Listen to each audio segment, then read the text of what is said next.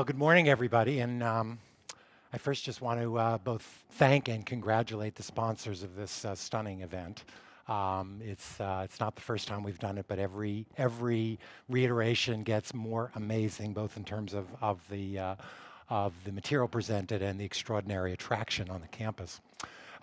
We are not the only ones who have, over the past couple of years, gotten incredibly interested in population health sciences, or I should say re-interested.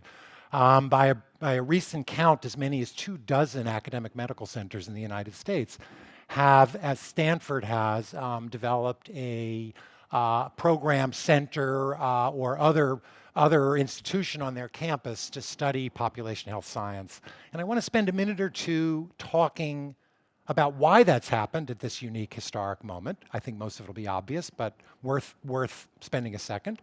And then talk kind of in a Whitman-Sampler strategy of what the opportunities might potentially be, as well as what some of the potential pitfalls will be. And then my colleagues on the panel are going to actually try and teach you something. So why now? Well, one reason is that this physician used to have responsibility for a single patient, the chart in his hand, and that was what practicing medicine was about, one patient, one doctor. But as you all know, the world has changed, and now healthcare systems, physicians, clinics need to report not only what they've learned about the one patient, but what they're doing about the entire population sitting behind. So there's all of a sudden a huge economic incentive for healthcare systems to begin to report and study at the population level what they're doing. Of course, we couldn't do it without the enormous revolution that's occurred in computing science. The development, obviously, of the electronic medical record was a sine qua non for being able to do it. And now the increasing computer capability, not only to have those records, but to link them to an extraordinary array of other kinds of information and data, which will essentially allow us to begin to study not only what's going on at the individual level, but across large populations. Of course, we need to know how to analyze these data. Some of you remember Atul. Good morning, Atul. We have obviously made enormous advances not only in the computational aspect, but also in the analytic aspect. And without the ability to analyze large amounts of data, synthesize across healthcare systems like our own, but also to merge those in one way or another with the information from other healthcare systems so that we have the kinds of population size that we need, all of this would be impossible. But of course, it's not just that we can do it and that we have to do it. There's also a huge scientific imperative. And I put this picture here.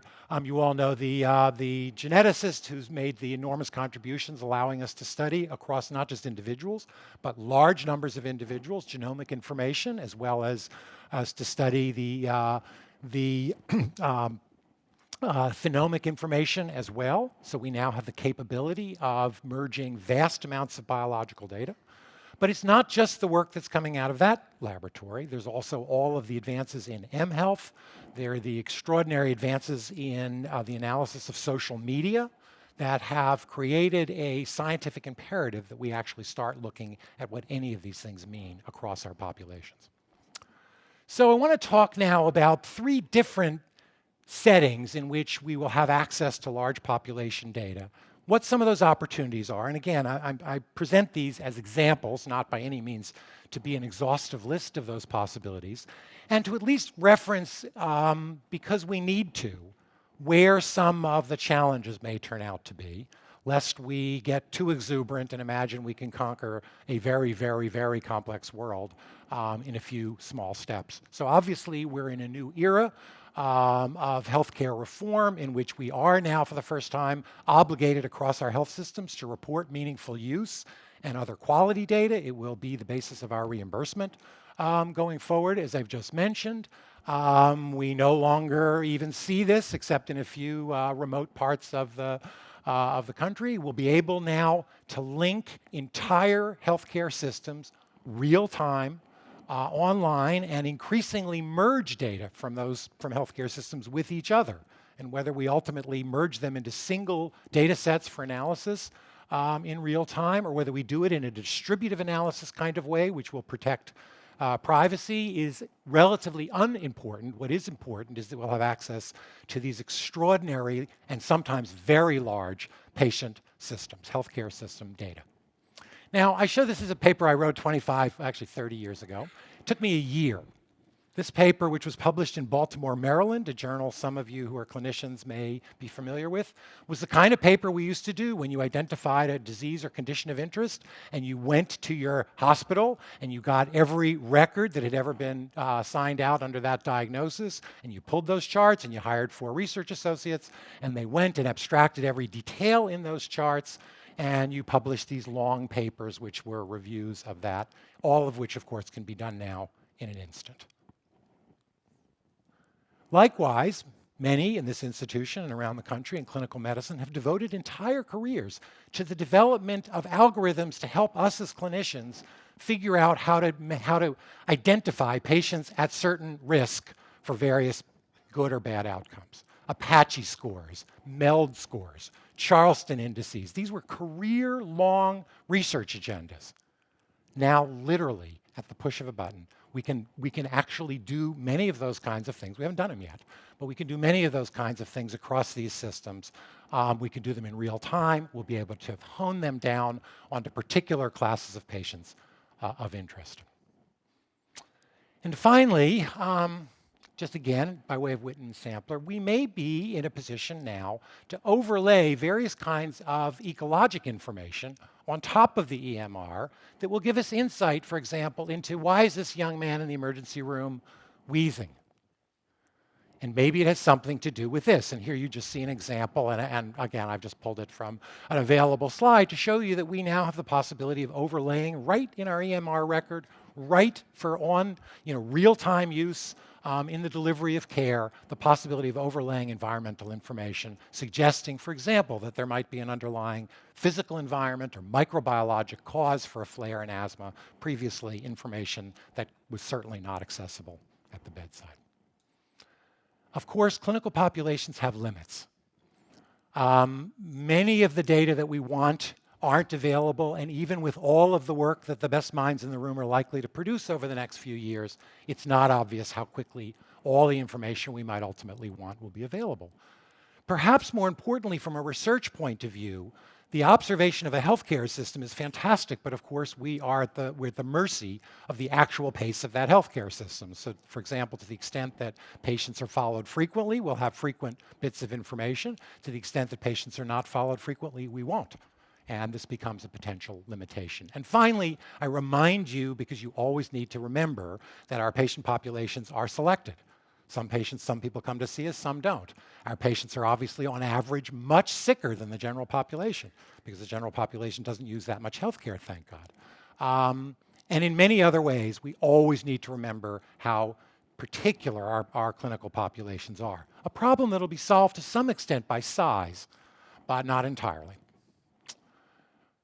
Now, a new opportunity, unrelated directly to the clinical enterprise, although possibly recruited from the clinical enterprise, are the huge volunteer populations that are being assembled. And you're going to hear in a few minutes about the remarkable Google experiment. You may hear further from Dr. Atkins about the Million Veteran Program, which are extraordinary assemblages of large groups of patients, of individuals, some healthy, some sick, who have consented to become research subjects, allowing us to do things heretofore impossible. What kinds of things might we do with them? Well, this is some data from a study we recently did in which a sample of a workforce that we've been studying for 20 years underwent a wellness exercise experiment. And this was just how many steps they did collectively per day over 100 days of experimentation. You can see different levels.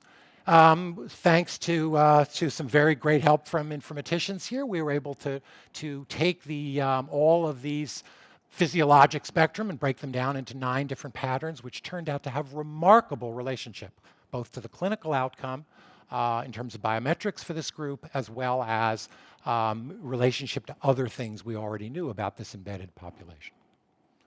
Even perhaps more exciting to many of you is the possibility of serially studying biology. with these recruited populations, we have the opportunity to do what's increasingly been called deep phenomic typing, in which we can look at the changes that go on from the epigenome all the way out to proteins that are circulating and beyond, so we can add to physiology underlying biologic phenomena. And again, we can test as frequently as we deem appropriate. Now, once again, I caution you, there is risk for harm. We can misconstrue our population. These are voluntary populations. They are not representative of the larger population.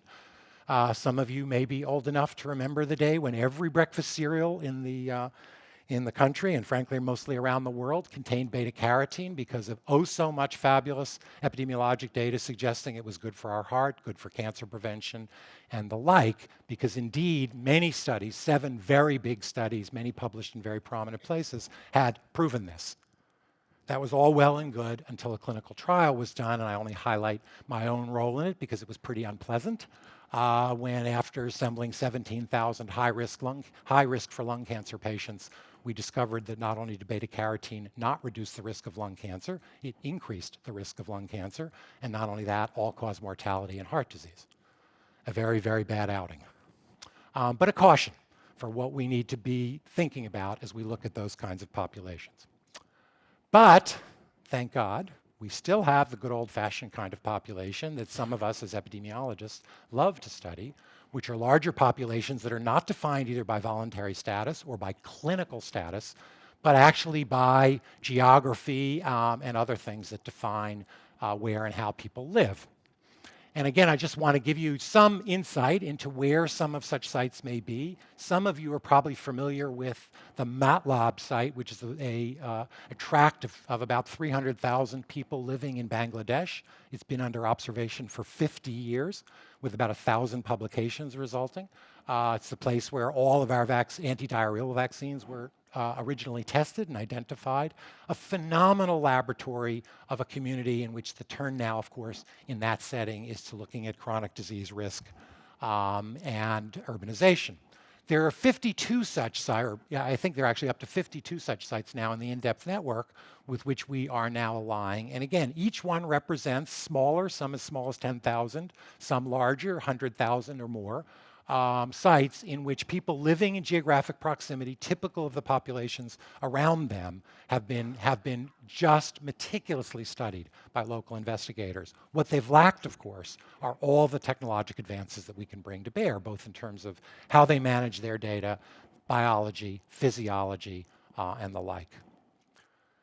Some of you are aware that our Northern European colleagues are way ahead of us. Sweden's had great registries for a long time, but more amazingly still, Denmark has a national registry with health, social, and other information on its entire national population. In addition, they've got, as you know, in the Danish Biobank now, up to a specimen or more on virtually that entire population for the purpose of looking at biologic endpoints. And finally, and perhaps most excitingly, we're beginning to do it here.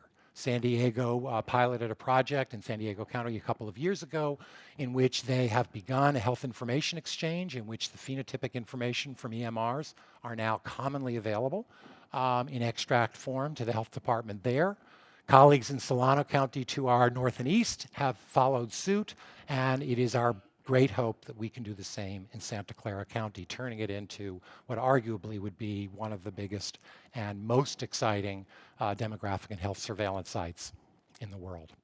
And it's really in that way that we hope to do what I think is the deep challenge of population health science, which is trying to take all of the different parameters which may determine our health from birth to death and put them together in meaningful causal fashion. And so I leave you just with that thought. Happy to take questions when the time comes. Thank you.